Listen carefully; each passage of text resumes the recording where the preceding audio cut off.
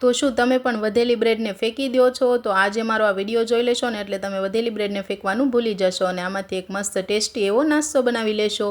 તો એના માટે મેં છે ને 3 થી 4 વધેલી બ્રેડ લીધી છે અને પછી એના છે ને આ રીતે નાના નાના પીસીસ કરી લેવાના છે, નાના ટુકડા કરી લેવાના છે બ્રેડના। અને શાકભાજીમાં મેં છે ને એક કાંદો, એક ટામેટું અને કેપ્સિકમ મરચું લીધેલું છે। હવે કઢાઈમાં થોડુંક એવું તેલ લેવાનું છે।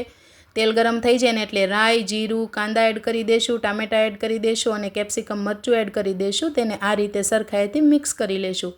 1-2 મિનિટ માટે છે ને આને પકાવી લેશું। સાથે ધાણા જીરું પાવડર, મીઠું, હળદર પાવડર, લાલ મરચું પાવડર એડ કરી આ રીતે ફરીથી મિક્સ કરી લેશું।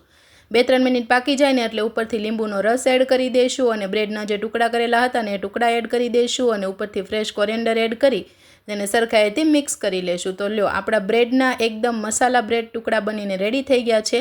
વધારાની બ્રેડમાંથી તમે આવો ટેસ્ટી એવો નાસ્તો બનાવી શકો છો।